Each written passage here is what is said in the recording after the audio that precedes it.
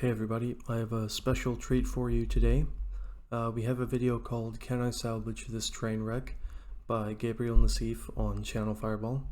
As soon as I watched the first 2 or 3 minutes of this video, I figured it would be interesting for me to record over it and talk about his picks and the picks I would make and why he considers this draft a train wreck. By the time I had finished my watch, which was only a few minutes, it didn't really seem like a train wreck. It just seemed like he hadn't really found his focus perfectly, and that's okay. That happens in a lot of vintage cube drafts. But we're going to go through it all, talk through it pick by pick, and see if we can shed some light on why he feels like things just are not good. So here, without any further ado, here's pack 1, pick 1. So yeah, let's get into the action right away. First pack, no power, never lucky, but a couple of cards I like. I like Lightning Bolt a lot, pretty versatile. I like Exhume a lot. I love the black Reanimator archetype. Besides that, I don't see anything too exciting. Yeah, so I've seen this part. Spoiler alert, he's going to take the Exhume. And while I do think Exhume is actually the worst Reanimator spell, generally speaking, because it can often backfire pretty badly, it is still a Reanimator spell and it's an archetype defining card. And I think in pack 1, pick 1 especially, in the absence of the power 9 like Mox, Black Lotus, stuff like that, what you want to take is either an archetype defining card that is almost irreplaceable, and Exhume is one of those things, or you just want to take the strongest card in the pack, or you want to take a good land, a multicolor land specifically, like a fetch or a triome. You're not going to be happy with it always, but that's just how it goes when the pack's bad. But this pack, there's like Exhume, Lightning Bolt, Phantasmal Image, Mesmeric Fiend, then Toski, then a bunch of other stuff, if you want to stay single color. There's also a Karn, which is colorless, but I don't actually think Karn is good in anything but specifically the artifact deck, and even there it's still just kind of average, because the artifact deck can range from pretty average to pretty good. So I think in this situation I would take the Exhume. I think he puts a little less respect on Phantasmal Image than I would like, but a lot of people think it is overrated. I've had good experiences with it though. I think Phantasmal Image is fine, but maybe a little overrated. Yeah. So yeah, as far as I'm concerned, the pick is either Exhume or Lightning Bolt. I like it if the cards come, and if they don't, you can switch maybe early on and hope the cards come. Yeah, so right there he says that he likes to take the archetype defining cards early and hope that the rest of it comes, which is not the worst philosophy to have. That can definitely work for you, but you also need to keep yourself open. I mean, I'm sure that he means that and he intends to do it, but like if I'm in blue-red and I pick up the Splinter Twin, I don't necessarily plan my entire deck around it. I'm hoping that I get the Pestermite or the Conscripts or the Exarch, but I'm not guaranteed, and I think it's very important that you plan around that and consider other ways of winning the game. And if they don't, you can switch maybe middle of pack 1, try and see what's wheeling, what's open. Second pack, is there anything super busted? There's a Time Twister, but I don't think that card's anything special unless you get a lot of power or in the right deck. Natural Order is a really good card, but I don't like to stay too open in the vintage cube. I like to just like pick the Night's Whisper, pick the card that goes with my first pick. Okay, so right there he takes the Night's Whisper. In the comments of the video, I saw somebody who criticized him for taking Night's Whisper over Bazaar of Baghdad. And I want to clear the air right now. Bazaar of Baghdad is bad. It's not good. It is not a card you should probably be playing in almost any deck in the vintage cube. It's here because it's a very valuable card in real life, and because we tend to associate it with vintage. I don't think it is good.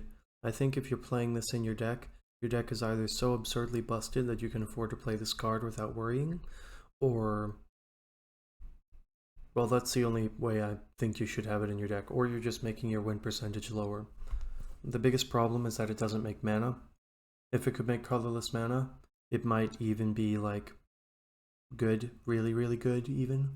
But the fact that it doesn't make mana, like, you're just taking a turn off to just do Bazaar of Baghdad, and you're not really guaranteed to get where you're looking to go. So really, when you play the Bazaar, you're down one card, because it doesn't do anything except what it does. And then when you use it, you're down another card. So playing and using the Bazaar of Baghdad is basically like mind rotting yourself.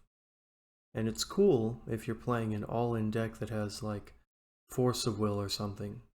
But if you pitch a bunch of cards to Bazaar of Baghdad, cast an Exhume, and God forbid they have something to say about it, well, you're screwed. The game's over. You've blown your load and it's done.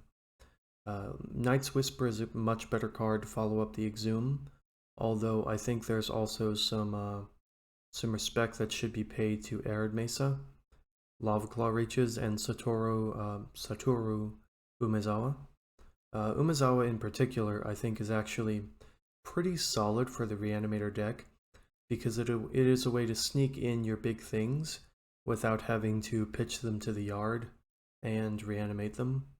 It's just a little sneaky extra way of doing things. It is additional blue, and I do think that I would pick the Night's Whisper over it, but it is definitely a consideration. I've put in a Blightsteel with this card, and well, it felt pretty good. I like to just like pick the Night's Whisper, pick the card that goes with my first pick, and hope to get there. I don't want to waste any picks that way. So this is where I checked out. I don't know what he picks here, but I can tell you looking at this pack here, obviously the Shallow Grave jumps out because you already have Exhume and Night's Whisper.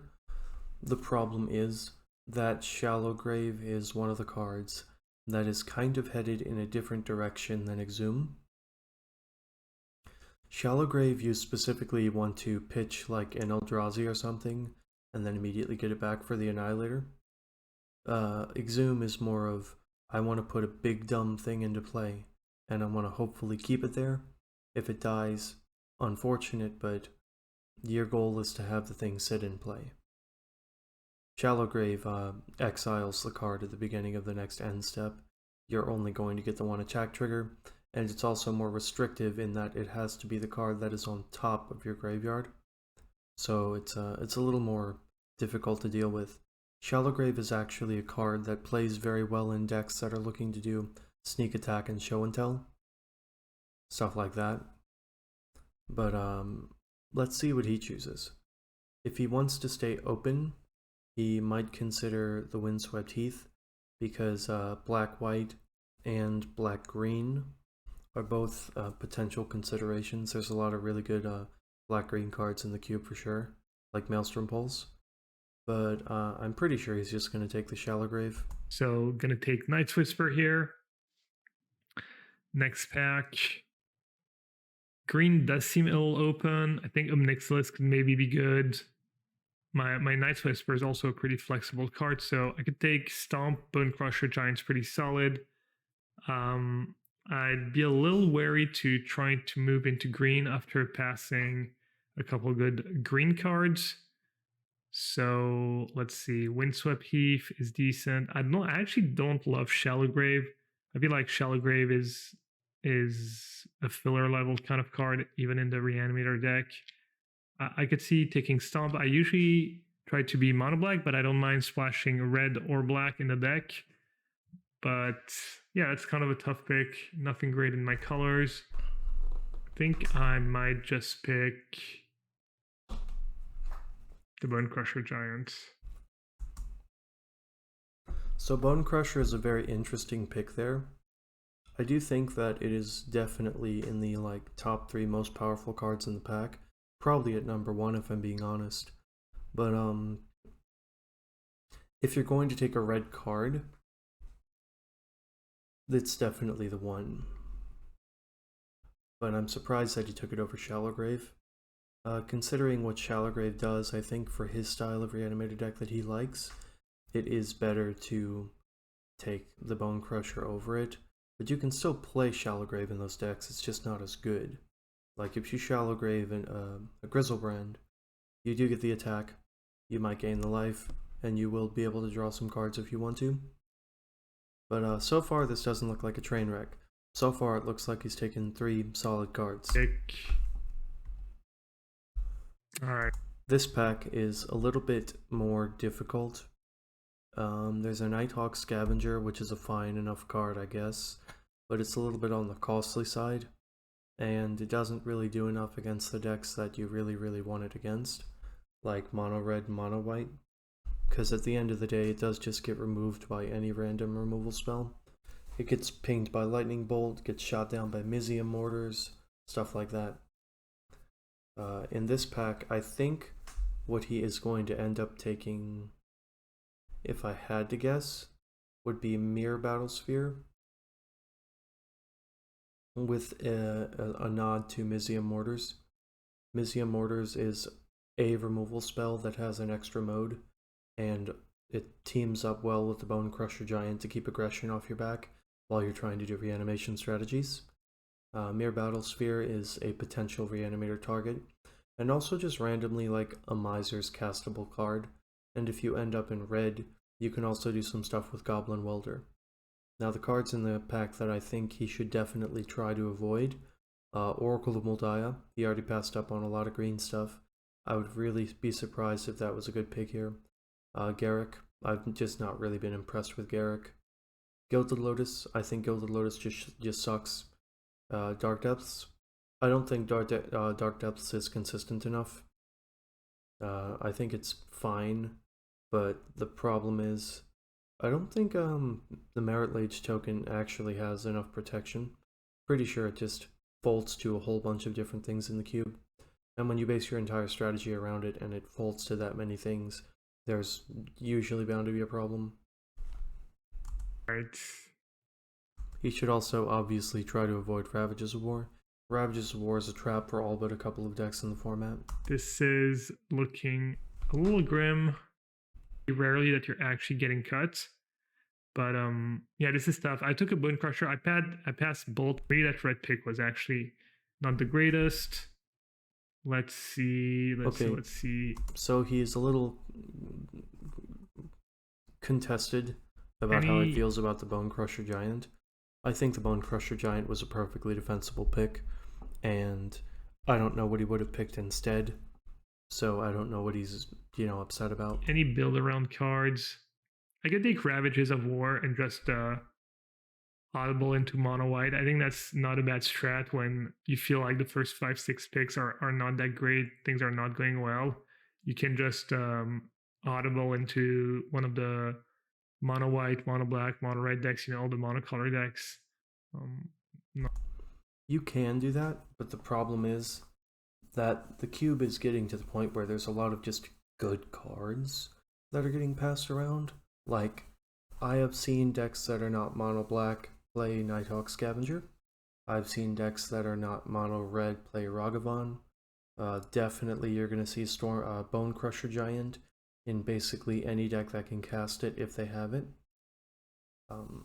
It's the same thing with some of the white cards. You're going to play Esper Sentinel in basically any deck that can play a turn 1 white 1-drop. So it's a little more difficult to just pivot into those strategies. The cards are not as unique to that deck as you might think. Only some of the more aggressive ones like Student of Warfare and stuff like that are 100% tilted in that direction. Cards like Hellrider also fit into that category. Not terrible. So maybe I'll just take Ravages of War here. I could take the Scavenger, but I don't love that card. Yeah, that's not really what I wanted to see for obvious reasons. I mean, I guess it could potentially work out, but now I'm starting to see why he's considering this a train wreck. This pack looks like a pretty obvious Splinter Twin. The fact that it's here 5 cards deep in a pack means 4 people decided it wasn't worth, and it is pretty clearly one of the easiest and most consistent strategies in the vintage cube. So one of the only reasons to not take it would be there's something better in the pack, or personal bias, or I don't even know. I think far and away it's the best card in the pack right now besides maybe Hex Drinker, but I don't even think Hex Drinker is a better card than Splinter Twin. I think Hex Drinker's good, but it can get interacted with, and I think it's a less consistent strategy than just Twin. Alright, Splinter Twin. Splinter Twin to go as my Bone Crusher. I'm not a big fan of the Splinter Twin combo. Well, there you go, exactly as predicted. He doesn't really like it. He probably just considers it uninteractive and not especially fun, which to be fair it is, but this goes more back to your drafting philosophy. If your goal is to win drafts, well then Splinter Twin's really good for that. If your goal is to have fun, Splinter Twin is not a very fun deck. You play out the thing, you cast a Splinter Twin, your opponent either has something or they don't. If they don't, you win, and you move on. So I feel like it's not the most fun way to win the game. Yep. I could take Blackleaf Cliff if I want to stay on color. I mean, if they're not going to take the Splinter Twin, there's the Signet, which is fine. Blackleaf Cliffs, which goes along with their first 3 picks. And then, I guess, Scrap Heap Scrounger. Yeah, it's a little spread thin here. Looks like green is decently open. No cards for mono white aggro. Green is not decently open here. Utopia Sprawl is fine, but it's a far cry away from what a lot of the green decks are trying to do. Usually you want the creature ramp. Utopia Sprawl, in my general experience, tends to end up inside the multicolor decks that are looking to do spell-based things. And Utopia Sprawl is one of the things that doesn't get interacted with like Lightning Bolt and stuff. Maybe I'll be a little stubborn and take Cliff, or maybe I should take Twin. Is the pick. Take Splinter Twin and see what happens. Okay, they take the Splinter Twin, which is a good call. Now this is a pack that I think is going to cause them to mess up a little bit. There's an Imperial Recruiter, Expansion Explosion, Bergie, Kroxa, Cryptbreaker, Custody Lich, and Thieving Skydiver. The Thieving Skydiver is a pretty strong card. You can generally find something to do with it, but it's not the best card in the pack. I think the best card in the pack is actually Bergie, for combo, which ostensibly, if you're trying to do reanimation strategies, you are in fact a combo deck. Cryptbreaker is also solid. Being able to discard a card is okay. And then the Custody Lich is just kind of filler tier. It can be good if your opponent is not really pressuring you a whole lot, or they play one thing and it's a big thing you can't get rid of. But in general, I think the best card in the pack for what they're trying to do right now is Bergie. If you audible into Twin, Bergie is good at making sure that you can play out your cards. The mana generation is really good. 3/3 is fine on turn 3, and if you ever want to play it on turn 5 and use the Horn next turn, that can dig you through a whole lot of your deck. Alright, now they decide to give me a good black card. Custody Lich, 4/2/4/5. When it enters the battlefield, you become the Monarch. Yeah, so my problem with Custody Lich is that it has 2 toughness.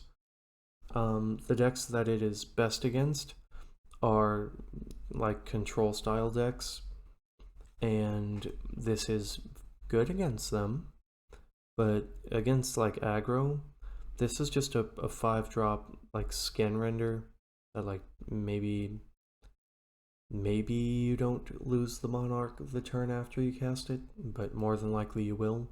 And then the card that you're up becomes a card that they're up, and then they're the aggro deck, so you can't afford to attack them most of the time, and they end up with the Monarchy. That's generally how that card tends to go, unless you're just absolutely to the gills with removal. Whenever you bang the monarch, target player sacrifices a creature. I'm not super experienced with that card, but I'm Okay. Experiencing some technical difficulties. Okay, we have found our way back. Just some minor problems.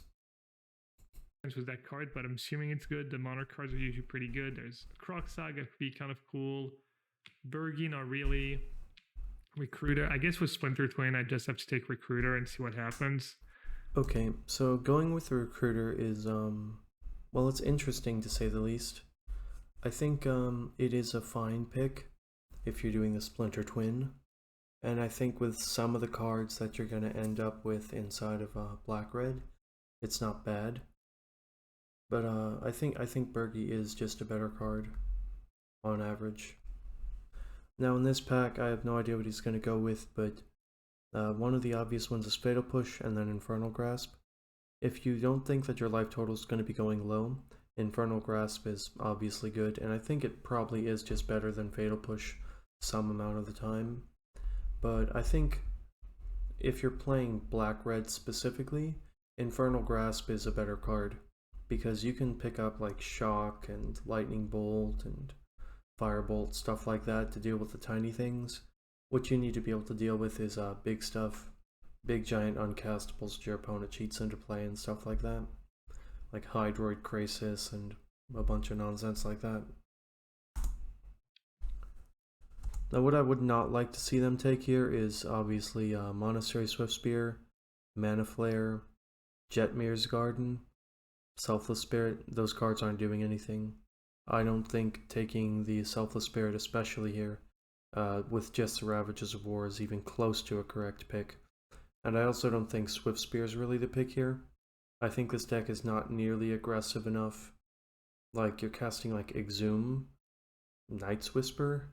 You can't be playing those cards in your aggro decks.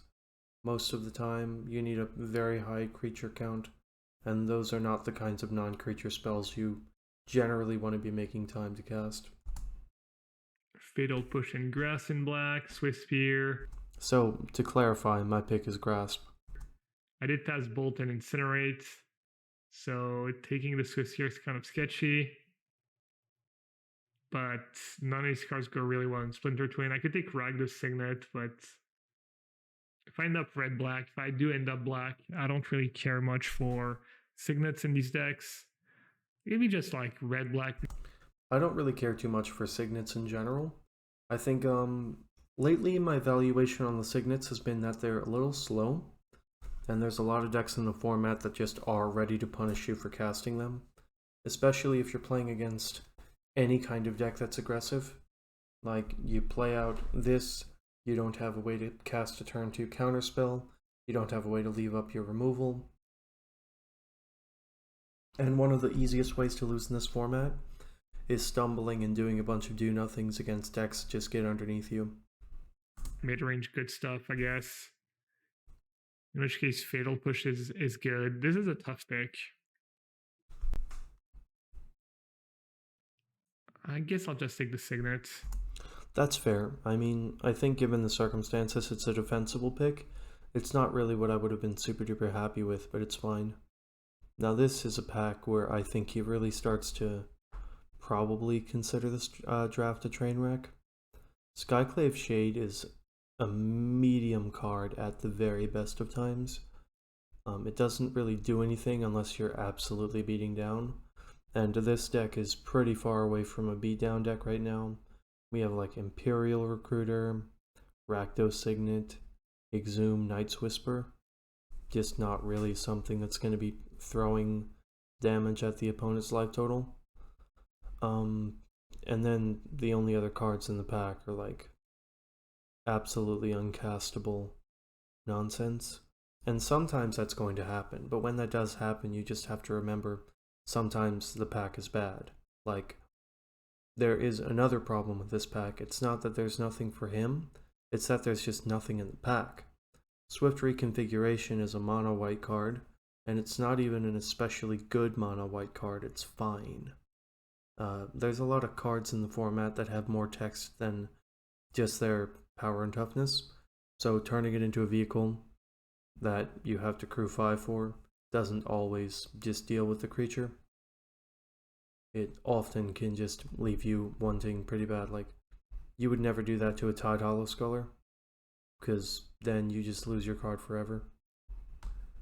You would never do it to... Well, I guess you could do it to a Skyclave Shade.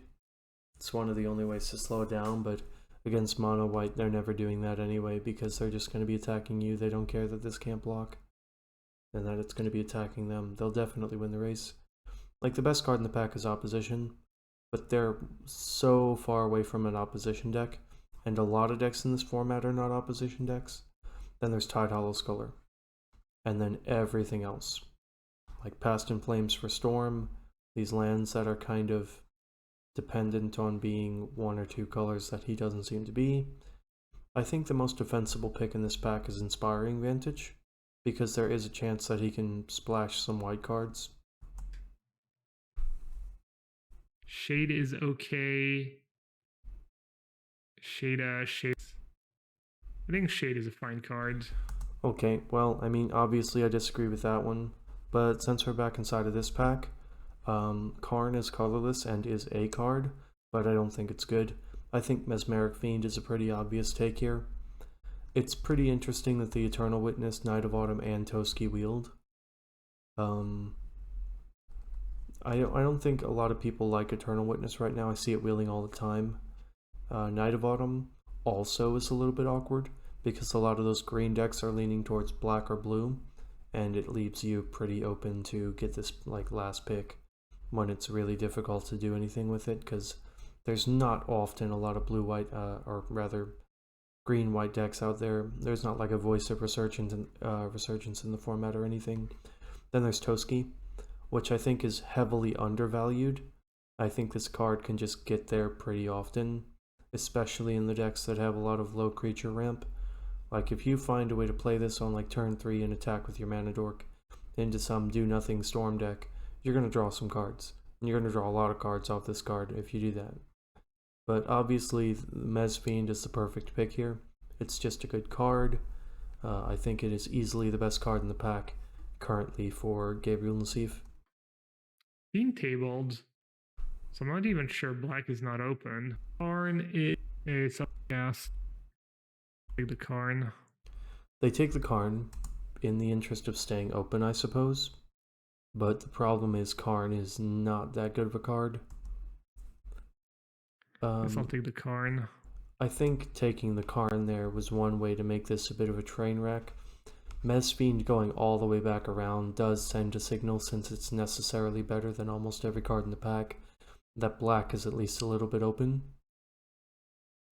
Now this pack is a little bit more difficult. There's a Bazaar that came back, obviously because it's just not a good card. If your goal is to exhume, you can do worse than Hornet Queen, but I don't think it's a very good card. You can play Grixis colors relatively easily in this format. There's a lot of lands and stuff. So Satoru is on the exhume plan, the same style of plan, but you can also just like mise your way into putting a Kiki Jiki into play and stuff like that, and like Pestermite and all sorts of nonsense, if you don't want to do it the other way. Yeah, if I were Gabriel here, I think I would take the Satoru, because it is the best way to hedge your bets. Some good green cards table, but it was natural order in that pack too. So didn't see any reanimator stuff. They take a Stomping Ground. I guess if your goal is to splash green, that's actually not a bad plan at all. And there are a lot of good black-green cards that are in this cube, but considering you don't have any fetches, and there's not that many green-red cards that you're really that excited about, I think this is probably just worse than taking the Satoru. Yes, I'm just going to take Stomping Ground.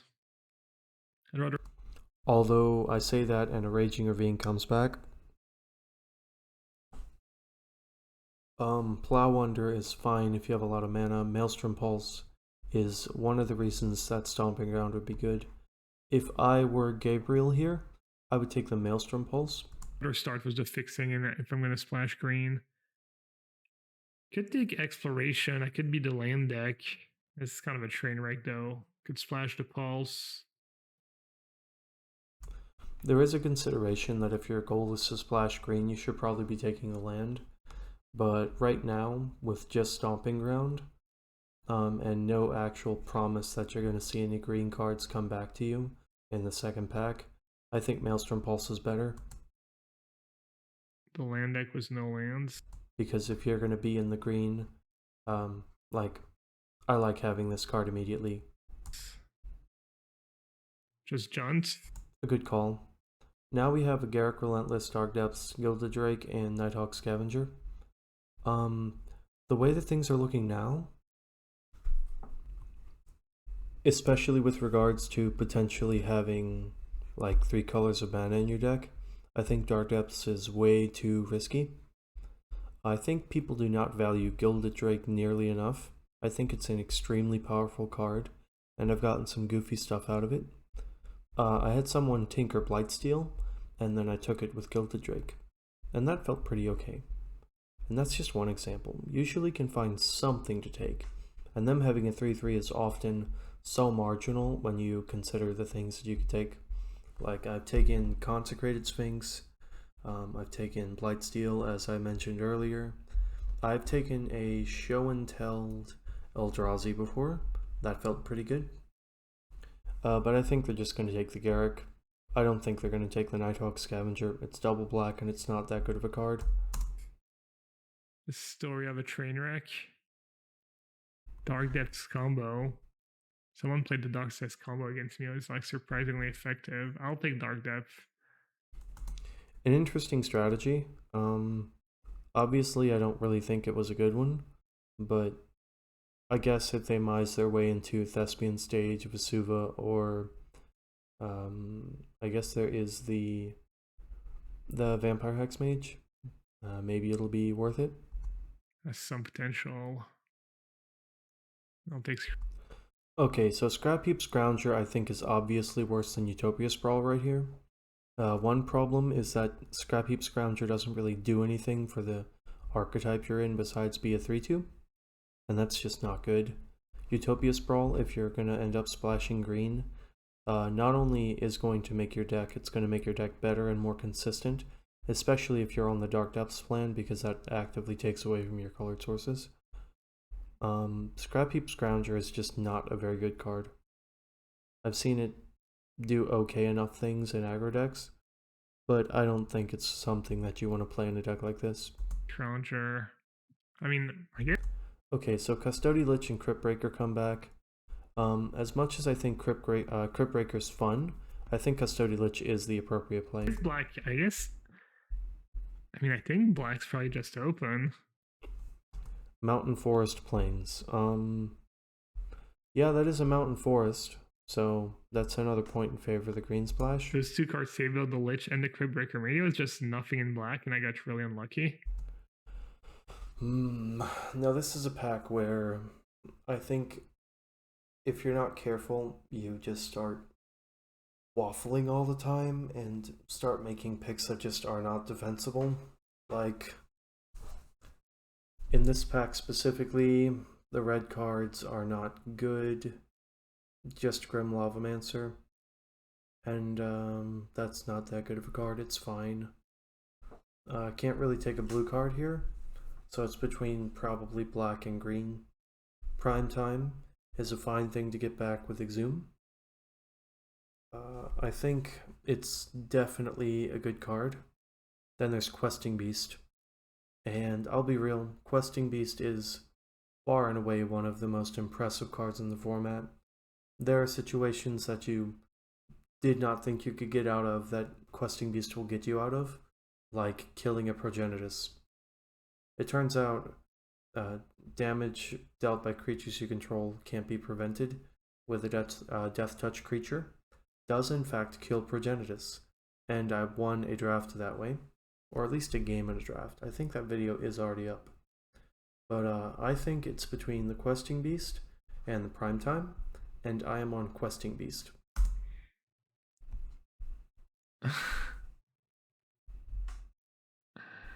Now, what I'm not on is Makeshift Mannequin. I think right now, there's just no way that Makeshift Mannequin is the correct play. I think if you had picked up maybe some discard outlets, or if you had like a good target for reanimation, that Makeshift Mannequin might be the correct play. But as it currently stands, like, just take the best card in the pack for you in these colors, which is Questing Beast. Well, that's what I get for bragging about all the trophies. Primal Titan's kind of good. Red Black deck, there's nothing. Makeshift Mannequin will table. So I don't need Probably. to take that card very highly. To me, I'll just take Titan. Primetime. I think Primetime is a perfectly defensible pick. Now here's where things get interesting. The obvious best card in the pack is Coercive Portal. Second up is Caracas. It may not seem like it, but these are easily the two best cards in the pack. I think Caracas is, on average, just a tiny bit better than Mystic Confluence. Not by much, but by the tiniest percentage. But obviously we're not playing blue. If you're going to play a utility land in this deck, Caracas is for sure the one. It takes up a land slot, but it taps for mana. However, Coercive Portal, not only does it draw you cards, but it's also relatively cheap. I think this card is easily one of the best in the entire format. I've lost games just watching my opponent draw like 6 cards off this, while I couldn't punish them. See what happens. Caracas. Caracas, really good. Could just take Cultivate. Cultivate is not good. Cultivate is 3 mana. I think if you're casting Cultivate, you're playing one of the fairest kinds of Magic. I think the only way to really make this card do anything is to play it like turn 1 or turn 2. If you're just casting this on turn 3, you shouldn't be winning that game. Your opponent is going to cast actual spells that do actual things and kill you, and you're going to deserve it for putting this card in your deck.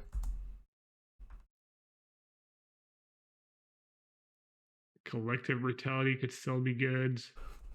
Collective Brutality is not bad, but considering that you only have the Exhume and your only actual target for reanimation is Primetime, I don't think it's that good. I think it's an okay removal spell in your deck at best right now, or at Duress, and sometimes both. So my pick is still Coercive Portal or Caracas.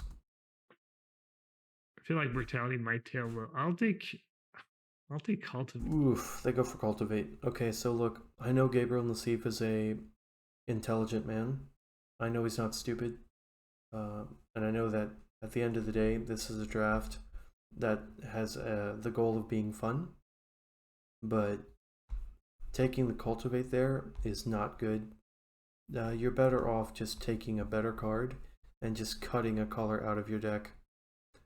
In this pack, we have Flooded Strand gets Jetmir's Garden, but it doesn't get Stomping Ground. Umezawa's Jete, but not enough creatures to play it. There's a Toxic Deluge, which is a really good board wipe, and it's one of the few board wipes in the format. There's not actually that many. And then after that, we've got Ulamog, which is fine enough, I guess. And then Demonic Tutor. I don't really think Demonic Tutor is that good. I think if you have a perfect combo set up with like an exact 2 cards you want, then Demonic Tutor's good because it's just an extra copy of one of those cards. But you have a Splinter Twin and an Exhume and nothing else. So I'm probably on Toxic Deluge. Right. The Tutor, Toxic Deluge. Just gonna take the Tutor. I don't really like the pick that much, but if they get paid off with the Splinter Twin or the Exhume, it could potentially make it work. That's the real reason. Now we have a TSG, which is not castable. Putrid Imp, which is a discard outlet. Karn Liberated, which doesn't really work with anything at all. A Life from the Loam with no fetches. Yeah, this is a pretty tough one. I don't think it's crop rotation, unless you are 100% sure that you're going to get back the stuff you need for Dark Depths combo, because you can go and get one of them. So here, I think if I was in his position, I'd probably try and take Putrid Imp, because I think that is the closest way to get towards one of his immediate win conditions, which is Reanimator right now. The reason I do well is because of Twitch chat. Twitch chat keeping me pretty much shallow grade. I guess I'll just take crop rotation. Yeah, they take crop rotation, probably for the aforementioned Dark Depths reason. Now they have a Vampire Hex Mage to go with their Dark Depths, so that's a pretty easy slam dunk. Especially with the crop rotation, we're actually looking like we have a game plan. We have a way to go seek it out, we have a way to remove the counters off of it, and we have a tutor. So we have 2 combo pieces, and then one way to get both of them, and one way to get one of them. That's pretty consistent. That's not bad. That's definitely worth trying out. Take Fruit of Reach. Earth is a good card too. So Through the Breach is good, but I think since you have the Dark Depths, Vampire Hex Mage is obvious. Earth is a pain. There's the Hex Mage. Unlicensed Hearth is a fine, but it's only really a sideboard card against you, and the problem is it is a vehicle. You have to crew the vehicle. What are you going to crew it with? For Dark Depth, could table. Just maybe not be red, be straight black-green, have slightly better mana. Black-green value. I feel like the Hearse messes up a lot of deck. I don't have anything for Fruit of Breach yet. I'll just take the Hearse. Yeah, that's well, let's just call it what it is. That's just a really, really, really bad pick. It doesn't keep you more open. It can randomly hose one of the decks in the format very well, and a couple of other decks okay enough. You never want to just say, hey, I want to take this sideboard card instead of a archetype defining card that is a combo with something I already have. But hey, I mean, I guess there's a chance that he has something else in mind. Leovold. Well, he did pass it Through the Breach, and now we have an Emrakul. Unfortunately, I don't think we're doing anything with the Emrakul now, so it's probably best to just take the Blooming Marsh. Damnation, Blooming March, Reclaimer. Wow, Reclaimer. I mean, you already passed up on the Vampire Hex Mage, so Reclaimer is just a way to go get your Dark Depths. What are you going to remove the ice counters by hand? Just take the Blooming Marsh, move on. Leovold's a little ambitious. I have no fixing. I'm not a fan of just starting to take more cards to splash when you don't have the fixing in the first place. Let's take Reclaimer. Okay, so yeah, I guess we're playing maybe Knight. Yeah, the problem is Dark Depths, it's not doing anything. You're not doing anything with the Dark Depths. You don't have a way to remove the counters, and you can't really rely on getting like the Vesuva or Thespian stage, because you already passed up on one of the cards to take the counters off. So Elvish Reclaimer is just a missed pick. It's literally just spewing the value on your entire pick, when taking the fixing land was obviously the correct choice. I think he might have just gotten flustered by how things started looking at the beginning of this pack, and he let it kind of skew his decision making. If your goal is to cast any of your spells reliably, taking mana fixing is good, and although this isn't the best land in the world, I don't really like the fast lands. I think they're definitely better than not having lands at all. I guess we're playing Oh, maybe Knight? You don't have any fixing for Knight. Cabal Ritual Urza. One of these cards are good in my deck. I guess I'll take the Knight. Cabal. Yeah, this is how you make a train wreck happen. You say, hey, I don't want to take cards when I don't have the fixing for them, and then you take cards when you don't have the fixing for them. If you ask me, the best card in the pack for them to take here is just going to be the Halana and Alana. It's not an incredible card, but the other option is like Basalt Monolith, which still might be better. Like, Basalt Monolith helps you cast Primeval Titan. If you get the right mana, it can help you cast Custody Lich. It can cast a Karn.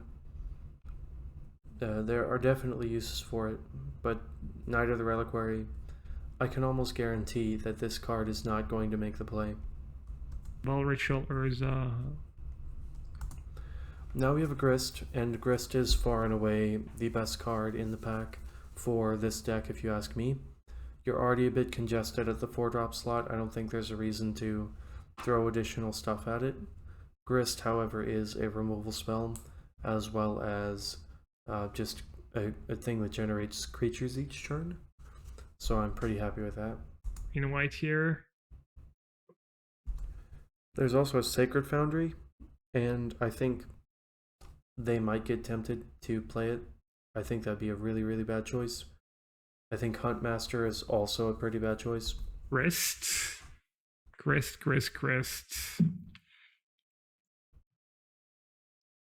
land tax. My red's kind of non-existent. Garuk ramps you. I'll take Grist. Okay, a pick I agree with.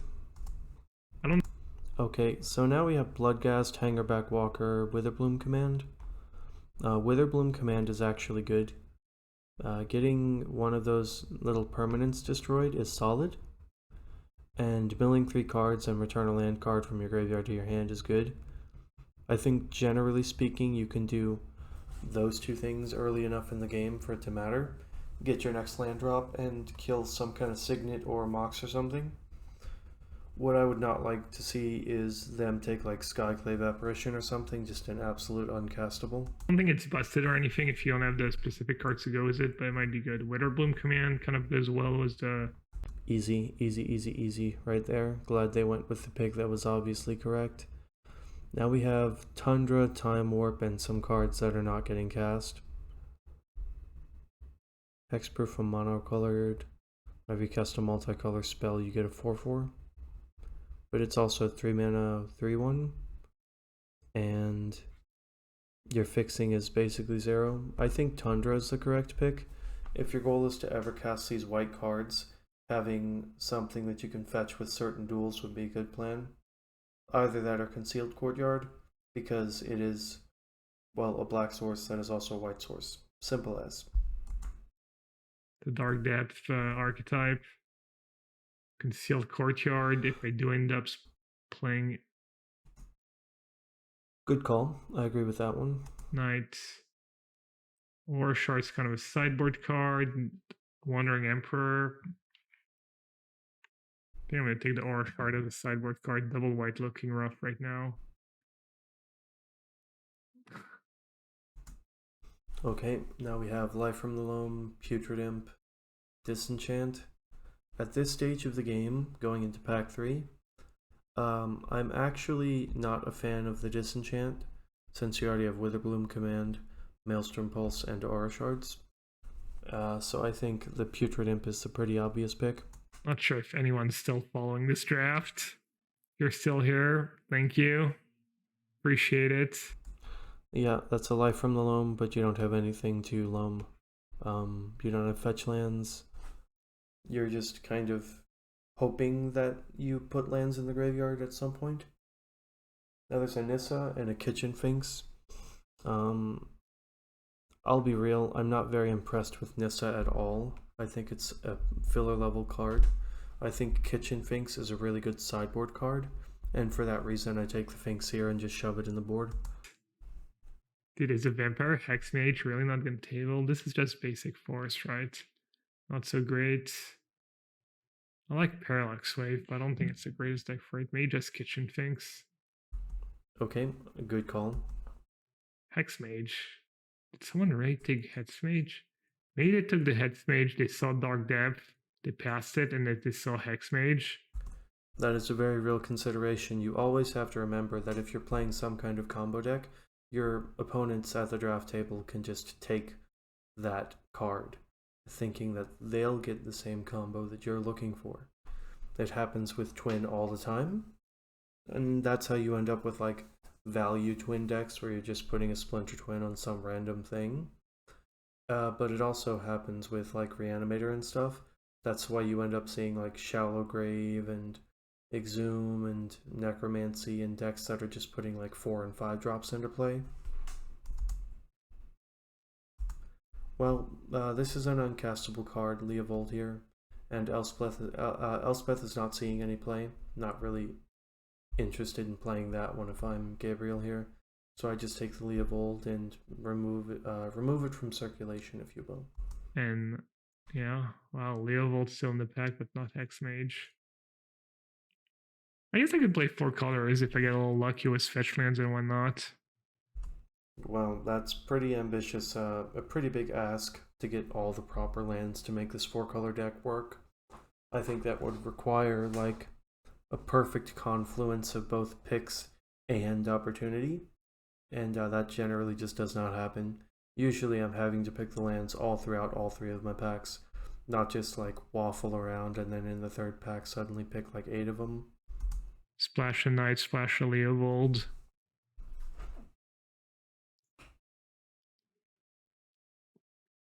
It's fine. It's fine. It's all gonna come. Wrath of God's an interesting one. Okay, so there's an Indatha Triome, which is a Swamp Forest Plains, and I think easily the pick here. If you want to cast your spells, that is a good one. Together in the 3rd pack. Balance. Balance was no artifacts. Triome though. Uncolor Triome, Balance, Green Sun Zenith, Library. Look, Gabe, at this point, all the Triomes are on color. You are in 4 colors, my friend. So every single Triome is going to be at least a tap land. So you usually want Mox or 1 mana spells to go with your library. This is as bad as a library get as it gets, as bad as a library deck as it gets. I would agree. That is one of the things I don't like about library. So all of my criticisms about Bazaar are alleviated by library, and library still isn't that good. Like, library still just doesn't do anything sometimes. Or sometimes it's just too slow and you end up getting punished for trying to get that extra value. But at least it can tap for mana. Relief Spray to get Bespin stage. Is this a good balance deck? No. Not really. I have a few Planeswalker, but that's about it. I might just take the Triumph, honestly. That's a good pick. Secure the Triumph for now. Okay, so there's another Triumph, which is white, blue, black, which is good. I mean, you have some white cards, some black cards, and some 1 blue card you're looking to cast. I think that's far and away better than almost anything else inside the pack, including Hollowed Fountain. It'd be nice to have access to the Chupacabra, or perhaps the Izzet Signet, since I think if you're doing this many colors, Signets do get better, since they can help color fix. But no, I think it's pretty easily Triumph. I don't think you can really make an argument for Recurring Nightmare. Nothing's good in my deck right now. I love Probe. I love Probe in every deck. Vindicate's probably kind of whatever. Or Fiend's Tower. If I had fetch lands, take Fiend's Tower and hope to splash. I'm just going to take Probe. Yeah, you don't actually need the fetch lands to make the Triomes better. I mean, if you get the fetch lands, the Triomes are much, much, much better. But you don't need them. you can just play good lands in your deck without fetch lands. Like, I would still play a Hollowed Fountain in my deck if I wanted to cast white cards and I had no fetch lands. I've had plenty of blue-red decks where I don't have Scalding Tarn, and I still manage to win games. Here, it's Botanical Sanctum or Overgrown Tomb. He is at 28 total cards right now, and with the way things are looking, improving card quality is a secondary concern. Actually being able to play the cards inside your deck is the primary concern, and right now we can't cast the cards. So it's Overgrown Tomb or Botanical Sanctum. My argument is Overgrown Tomb, since Botanical Sanctum is only good for specifically Leovold, and you can just cut the Leovold. There's a reason it's banned in every format. Overgrown Tomb, Ramanap. Well, hear me out. You can also potentially get Chrome Mox or Sylvan Caryatid. Sylvan Caryatid obviously replaces Skyclave Shade because that card's bad. Chrome Mox is it's a little card intensive. It does take a card right out of your hand, but it also taps for a color, which is good, and it also is a Mox. So Sylvan Caryatid could be. What I don't want to see is like a Dothy Voidwalker or like some kind of random Char or something, or Ramanop Excavator. Good too.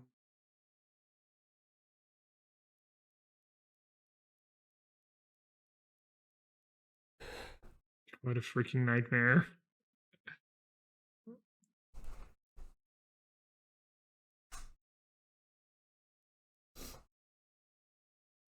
I guess okay, that was a disciplined pick. Pretty happy with that one. Now we have Assassin's Trophy, the Spara's Headquarters, which is a Forest Plains island.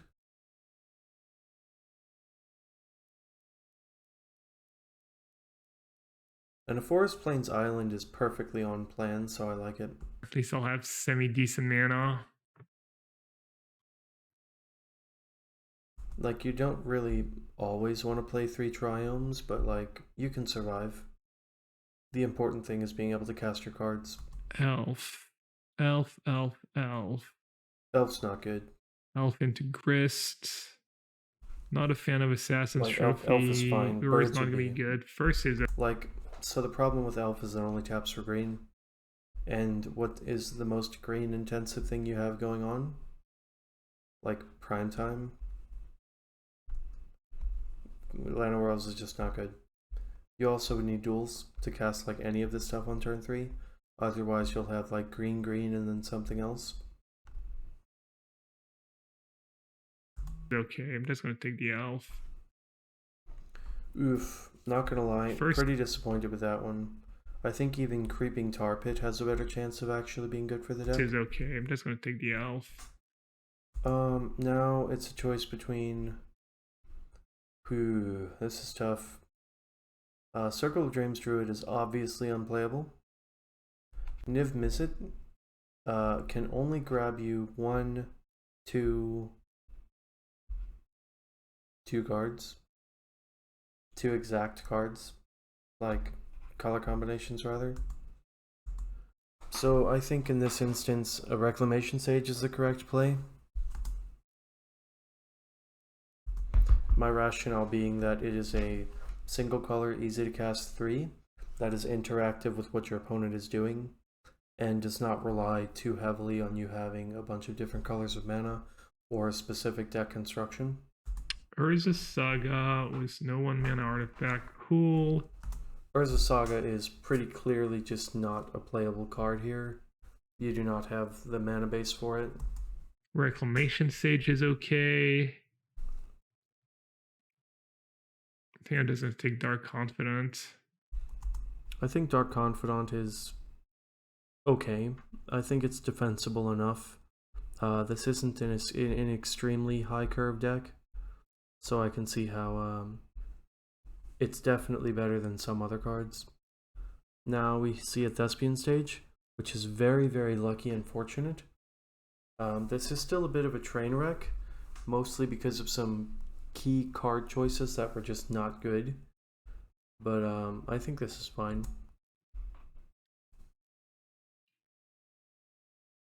Oh, here's the stage. Okay. Woof. But one of the big problems is that now you're playing Thespian Stage and Dark Depths in your 4-color Wrath of God deck, which is pretty far away from what I would generally consider a good idea. We have a plan. We have a win con. Now there's Waterlogged Grove or Oblivion Stone. A little low on the curve. I don't know if Oblivion Stone's what you're looking for. I mean, the deck's a little low on curve. Which is another thing that I think is bad. Generally, your lower curve decks, you want to keep them 1 or 2 colors. And the higher curve decks, you can afford to make them multiple colors. You just have to take some cheaper removal. The idea being that if you have to play all these triomes and tap lands and nonsense like that, and potentially stumble on mana, you don't want to have a bunch of like aggressive 2-drops and situational cards that you just can't unlock until later in the game. With that in mind, I think the best pick would probably be the Waterlogged Grove. I'll take it. Whisperwood, Braids, all pretty medium. I wonder if Braids could be good somehow. I haven't played Braids in ever. So Braids is specifically good with Grist, but it's not really good with too much else. I guess it's okay with Kitchen Finks, but I don't know if that's good enough here. Could take a blue-green dual land. Can I legitimately splash blue? That's a smart cookie. There's no way, right? Okay, I'm not splashing blue. I mean, you did take the Indatha Triome, which does make blue. And you do have the Elvish Reclaimer, as well as a crop rotation. So, I mean, you've been setting it up the whole time. May as well have a payoff. And you also have a Cultivate. Oh. Well, maybe we'll try Braids. Yeah, there's just another reason why I don't like this card. It's also double black.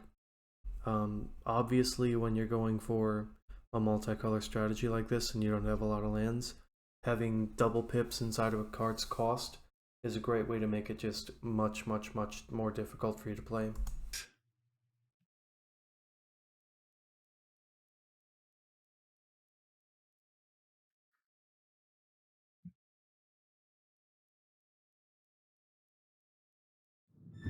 The odds of the looks universe like we get an forming, ad. your parents meeting and birthing you is basically 0. I don't know what happened. Oh, man, a green fetch land and Copter. Copter's one of my favorite cards in the cube. Okay, so Wooded Foothills. It does grab the Indatha Triome, as well as a Jetmir's Garden. And, well, we passed up on the 3rd Triome, didn't we? So, it would be much worse than it was before. Than it would have been otherwise. Grim Monolith doesn't really cast enough for me to consider it worth here. But also Smuggler's Copter is just bad because we haven't been taking creatures. Birthing Pod doesn't do anything. Portent's bad. Extraction Specialist is only good if you have a lot of good 2s and 1s, which you have basically none of. So it's pretty easily going to be the Zeotora's Proving Ground as a Swamp Forest. Card's just super amazing.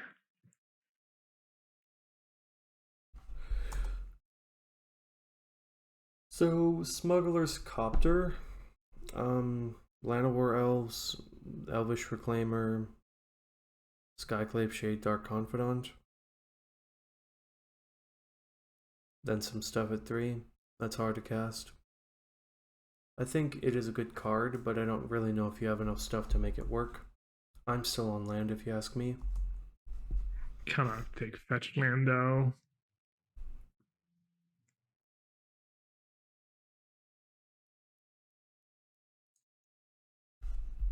It does get Stomping Ground as well as Overgrown Tomb, and the Garden and the Triome. So, Wooded Foothills actually is the better choice. than the Proving Ground.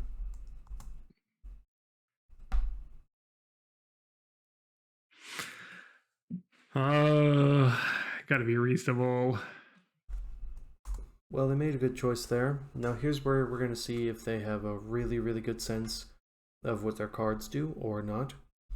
Because Green Sun Zenith is obviously the correct pick. And this is by a wide margin. There are no other cards inside this pack that they should even think about considering. So the first reason why is because Green Sun Zenith fetches up basically every combo in their deck that they could possibly have. One, it gets Elvish Reclaimer, which can go get you the Dark Depths or the Thespian Stage. It can also go get Knight of the Reliquary. It can also go get Grist. Grist is removal. So you have your combo and you have your removal. And then you also have Leovold, which is interaction with your opponent. So between those things, Green Suns is obviously the best card in the pack for your deck. Balance table, but I still won't have a good balance deck. I mean, it's good against creature decks. I might steal some wins. Green Sun Zenith looking kind of good. I have the 1-drop. Don't have a 2. Yeah, maybe it's not even that good. Yeah, so it is good here, specifically because you have multiple layers of redundancy in what you'd like to go get. If you think of it as like only being able to get you certain things, would you play a card that only goes and gets you certain things? Well, you already have Demonic Tutor. And if your combo's turned off, you're just going to get a card out of your deck, which is fine. Green Suns is similar, except the cards it tutors for are more narrow. Can I get people's balance? Does that make sense? I don't think balance makes a ton of sense in my deck. Let's take Green Sun Zenith again. Very good choice. Now there's our Fiend's Tower, which is something you can still get with the... Oh no, that doesn't get grabbed with Wooded Foothills. That being said, I think it probably is the play over the Ravenous Chupacabra. Yes. Fiend's Tower or Vindicate. 1, 2, 3, 4, 5, 6, 7, 8, 9, 10, 11, 12. You kind of need playables. Vindicate. Interesting. Ramanap was a fetch land, was Dark Depth combo, was the Triomes. Okay, so Ramanop is fine in this situation, but I think pretty obviously that Sylvan Caryatid is better. So I'm going to be kind of disappointed if he takes the Ramanop with one fetch land. Low light, Sylvan Caryatid, I guess. Easy choice. Now there's an Uro, an Iona, Deranged Hermit, and Shark Typhoon. If your goal is to play the blue, which I don't know if there's enough really justification to play it, then it's Uro. Otherwise, it's probably just Shark Typhoon.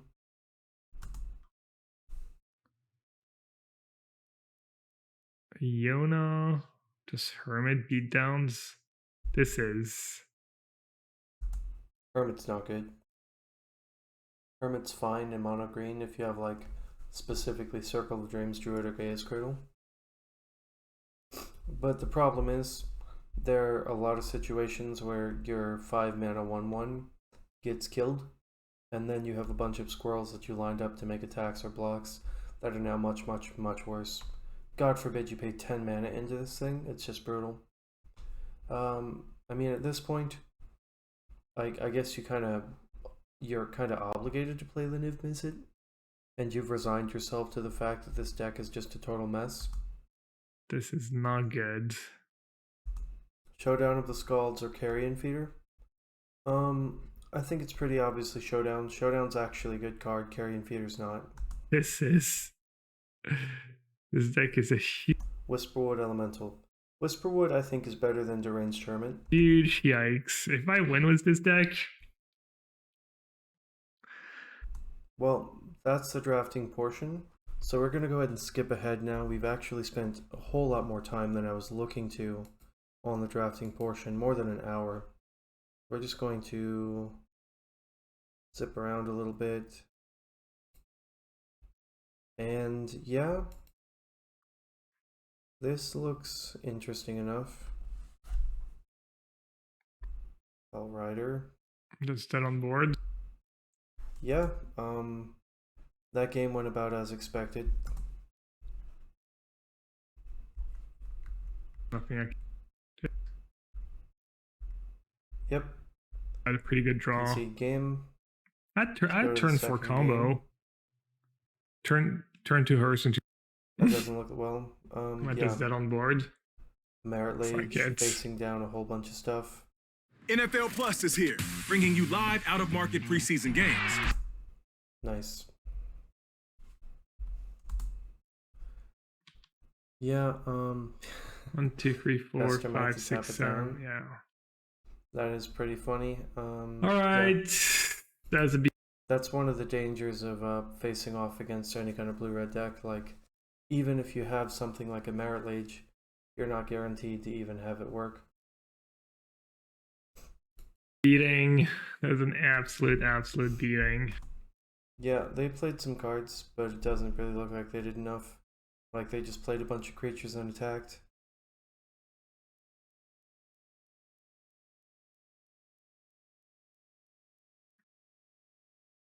Oh. Okay. I'll take it. Okay, looks like their opponent concedes there. I don't think on Aura Shards since I didn't get anything. Also, kind of an idiot. I don't even know what I forget. Ooh, yeah. I would say definitively that their opponent got there in this one. All right, I guess it didn't matter. I guess I don't know. Maybe if I played a braids, no, I don't think it matters. And I boarded out the hearse. Whoa, clown. Gotta get that custody lich. Is that target? Yeah, hearse. I think they realized. They're like, oh yeah, hearse. Oops.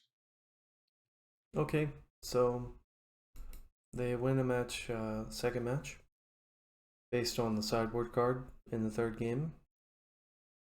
Definitely not what I would consider due to the choices that they made. I think generally speaking, they would have had an easier time with this game if they had chosen the good cards. But sometimes you just do Mise with your sideboard card. What about match 3? All right, we salvaged the league. It was not pretty, but I'll take it. No. Okay, that's another game in his belt.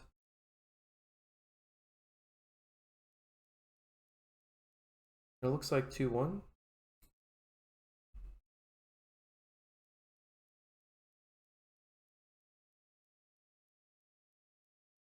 All right, league salvaged. I mean, the combo costs so little, right? Maybe the A 2-1 finish for Gabriel Nassif with this very interesting deck. Overall, I think one of the biggest things that he did wrong was just start to like waffle on exactly what he was committing to. He said that he wanted to take cards early that fit into a given archetype and that hope the rest of the things would follow. And then he just started immediately breaking from that. One of the things that you should know how to do when you're drafting, and I know that he does, it's just not everybody's always going to play perfectly, is if you have a plan, you stick to it to a point. And sometimes the point is when it's not coming together and you need to do something else. But he was sticking to the being open plan, and sometimes the better plan is just commit to something. And in this instance, it was definitely the case that he did not commit, and he got punished as a result. I don't know if for sure his first game match result would have been any different with any of the picks that I made, but I could tell you one thing. A lot of the picks he made did not serve him especially well. He just kind of played a lot of stuff. And that can get there if your opponent stumbles. You can just push through damage and find the cards that are good against what they have. But generally speaking, you want to hopefully be a little bit more focused. Anyway, I hope that you've enjoyed this breakdown. I hope that this video has provided you with some kind of value. If it has, please leave a comment, a like, and possibly a subscription. If this video did not give you any knowledge, or you're a big fan of Gabriel Nassif like I am, and you think I'm a big doo-doo head for dunking on him like this, you can go ahead and leave a comment telling me that I'm a stupid idiot. Either way, thank you for tuning in, and I really hope that you have a wonderful night.